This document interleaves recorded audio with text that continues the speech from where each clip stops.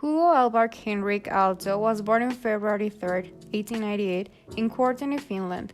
Throughout his life, he was involved with the contrast of the urban and rural conditions, in between his life in Jyväskylä and Helsinki, where he will complete his studies and create his office, the Alvar Aalto Office for Architecture and Monumental Art, together with his first wife, Aino Marcio, until her death in 1949, and his second wife, Elisa Aalto, who completed the last work at his name, the Essen Opera House, in 1988, in Germany, and becoming the head of the office until her death in 1994. His personal style was characterized by organic shapes, influenced by nature and its relationship to man and buildings, by synthesizing and materializing each of its components into different scales, from housing to town planning.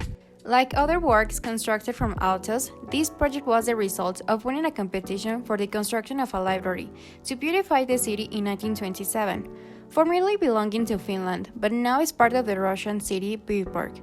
The Viipuri Library did not begin to be built until 1933, due to the constant evolution of Aalto's schisms from functionalism to organic architecture, but it was finally completed and opened to the public in 1935. He molded his desire to humanize architecture through an unconventional expression of form and materials that were based on both rational and from intuition. His designs were influenced by the international style modernism, and his close relationship with one of so many leading modernists in Europe associated to the Bauhaus, such as Edith Gunnar Explund, who had a profound impact on the trajectory of modernism. Since his architectural appeal lies between the sense of tradition and modernity, reflecting an interesting approach to a more heterogeneous architecture. The initial proposal of the Viipuri Library was made with classical intentions, that eventually changed into a more functional design, ending into a high modernist building, with natural materials and organic shapes, with the approach into humanistic architecture. The library expanded the notion of a rational architecture, which he thought it relied too much on technical and functional considerations. So by his meticulous implementation of color, sensitivity modulation through light and sounds, and materials such as wood, he gave priority to the physiological and sensual aspects of the design. The library is integrated into rectangular volumes. The intersection of these two make the circulation area, and it has 3 main floors, but the building has 6 different heights. The ground floor is only integrated by the lobby of the main entrance and the lecture hall that has a large window to the park. The ceiling of this area has an undulate pattern made of wood, which was made by Artec Furniture, a Finnish company founded by Alvar and his wife Aino. On the below ground floor is located the Children's Library, which has its own entrance that is connected through the church park. The library is like a miniature version of the main reading room, where the children were taught the rules of a library, like washing hands and being quiet. Just below the lecture hall is a stock area, designed to keep documents and things that need to be stored. In the second floor, just above the reading hall, is located the administrative area, in which are the offices for the library workers. The other volume has the reading room and the book stock area. These spaces are the ones illuminated by the skylights.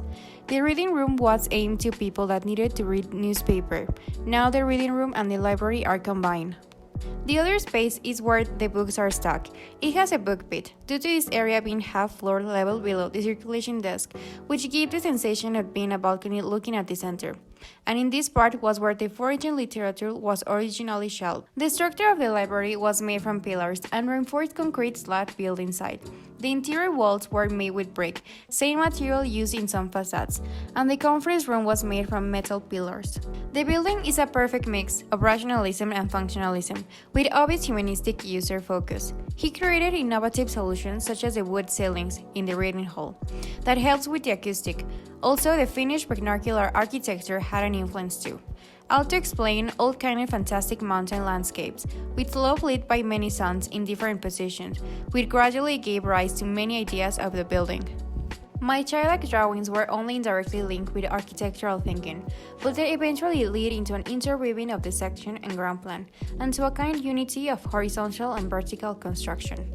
The use of the itinerary as an strategy. Alvar created circulation paths not only in the horizontal way, but also vertically, creating movement through the stairs that are in zigzag. He have the level, and as a user you're constantly changing a floor, or the view that is in another level, similar to the typology of a mountain. The Viipuri Library is an example of the beginning of Alvar modernism architecture, that later in his career would be part of other buildings such as the incorporation of wood, free plants, and other characteristic of the traditional modern movement, like the zoning. But also it can be admired the sensibility of the light and colors that were inherited of his Nordic influence. The human quality of Aalto's modernism lies in the fact that the fulfillment of human functions is not subject to formal, economic, or construction constraints.